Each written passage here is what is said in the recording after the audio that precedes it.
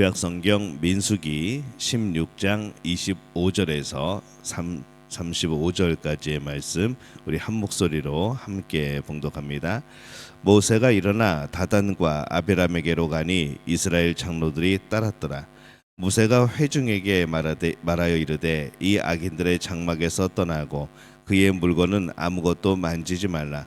그들의 모든 것 중에서 너희도 멸망할까 두려워하노라 하매 무리가 고라와 다단과 아비람의 장막 사방을 떠나고 다단과 아비람은 그들의 처자와 유아들과 함께 나와서 자기 장막 문에 선지라. 모세가 이르되 여호와께서 나를 보내사 이 모든 일을 행하게 하신 것이요 나의 임의로 함이 아닌 줄을 이 일로 말미암아 알리라.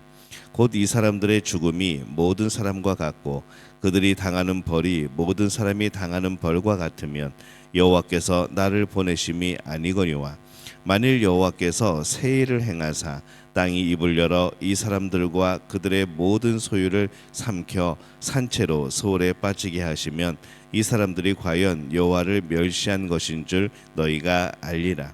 그가 이 모든 말을 마치자마자 그들이 섰던 땅바닥이 갈라지니라. 땅이 그 입을 열어 그들과 그들의 집과 고라에게 속한 모든 사람과 그들의 재물을 삼키매 그들과 그의 모든 재물이 산채로 스올에 빠지며 땅이 그 위에 덮이니 그들 회중 가운데에서 망하니라. 그 주위에 있는 온 이스라엘이 그들의 부르짖음을 듣고 도망하여 이르되 땅이 우리도 삼킬까 두렵다 하였고 여호와께로부터 불이 나와서 분향하는 250명을 불살랐더라. 아멘. 할렐루야. 하나님의 은혜가 오늘 새벽에 하루의 첫 시간을 주 앞에 드리는 우리 믿음의 가족들에게 함께 하시기를 예수님의 이름으로 축원합니다. 오늘 말씀은 이 모세의 리더십에 반항하였던 이 고라와 그의 추종자들이 이 하나님의 심판을 받는 그런 장면이 등장을 합니다. 고라와 다단 그리고 아비람이 이 모세와 아론의 리더십에 대항해서 일어납니다. 리더십에 굉장히 혼란이 생기죠.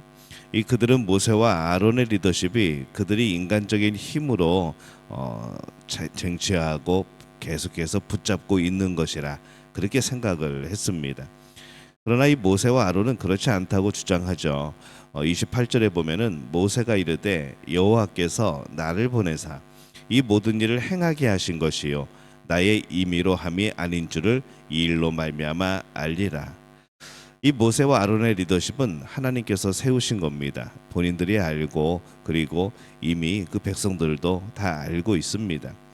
그런데 이 고라와 그 일당이 그 리더십에 도전을 하였고 그 리더십을 흔듭니다. 그것이 바로 자신들의 임의로 하는 도전입니다. 이 하나님의 뜻이 아닌 자신들의 그런 생각에 따른 도전이죠. 그러한 리더십의 혼란에 대해서 하나님이 가만 계시지 않았습니다.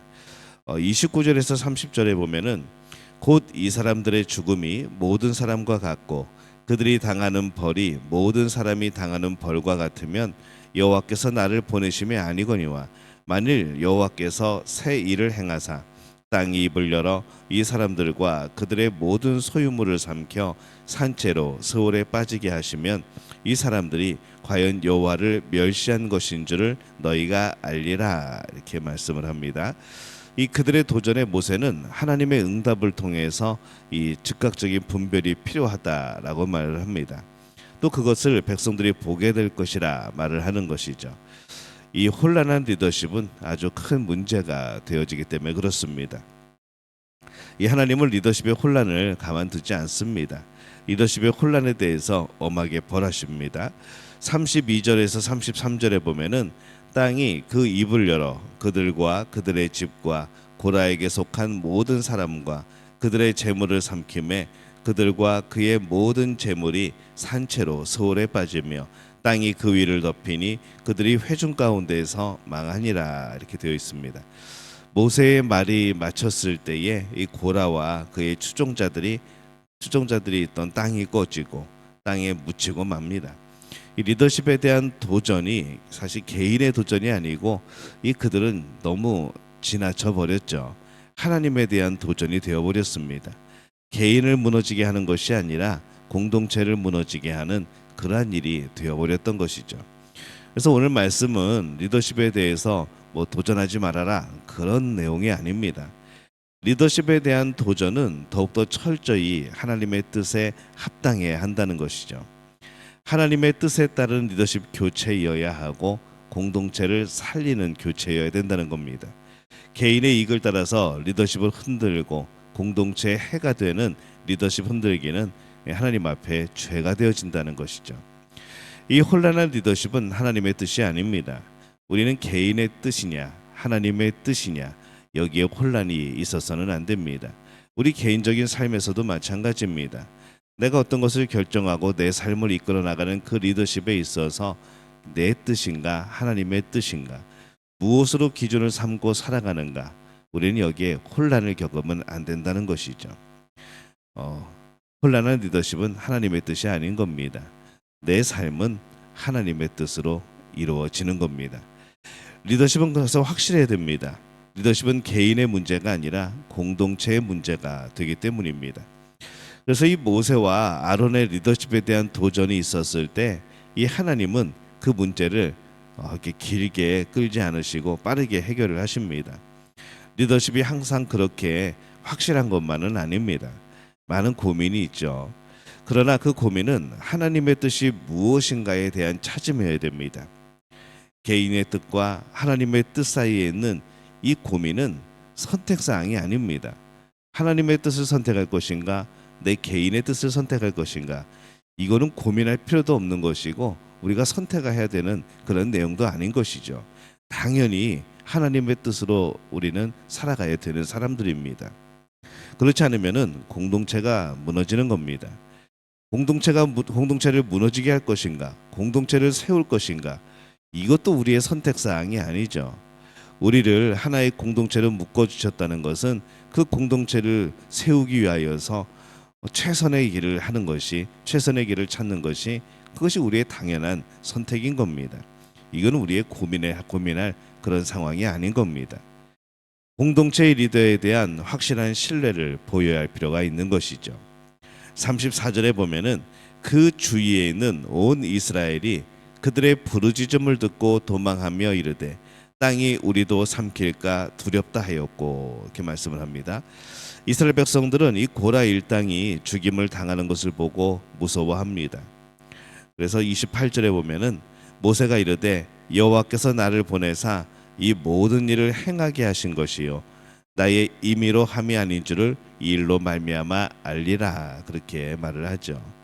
모세의 이러한 리더십이 하나님께서 세우신 리더십이라는 것을 기억을 해야 됐던 겁니다.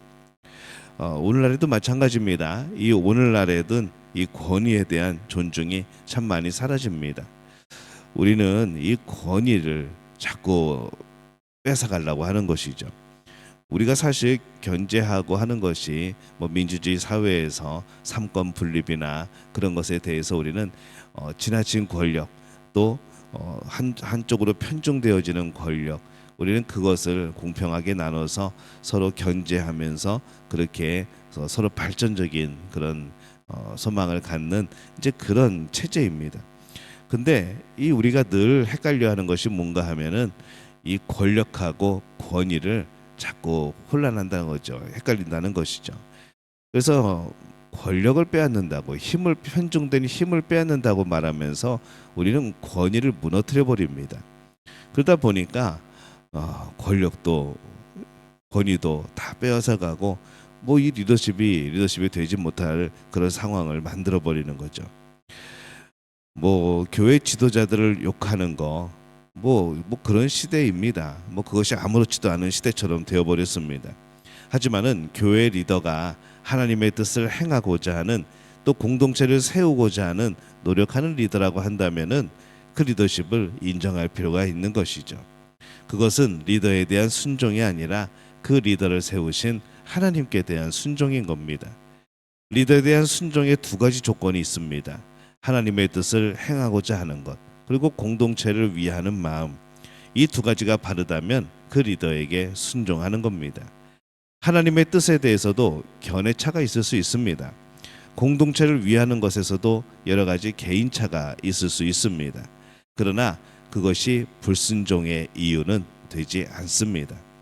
그 견해차는 더 풍성하게 하는 나눔의 이유가 되어야 되는 것이지 불순종의 이유가 되어지면 안 된다는 것이죠.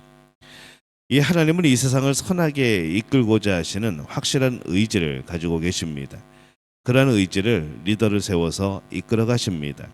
그렇기 때문에 우리는 하나님의 뜻을 행하고자 하는 리더를 향해서 확고한 지지가 필요한 것이죠. 이 혼란한 리더십은 리더의 문제만이 아니라 그 공동체에 큰 영향을 끼칩니다. 그렇기 때문에 리더들은 더 조심하고 조심해야 하는 것이죠. 그냥 나 혼자의 삶이 아니라는 겁니다. 혼란한 리더십은 하나님께서 이 세상을 통치하는 방식이 아닙니다. 그렇다고 하나님의 뜻이 아닌 거짓을 행하는 리더에게 순종하라는 것은 아닙니다. 그것은 분명히 지적을 해야 하죠.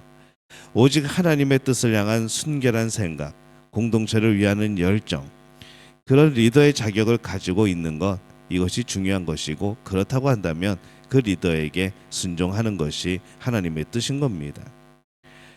리더십에 대한 반항보다 리더십에 순종하고 협력하는 것, 이 결국에는 그것이 하나님의 뜻을 이루어가는 그런 협력이 되어진다는 것이죠.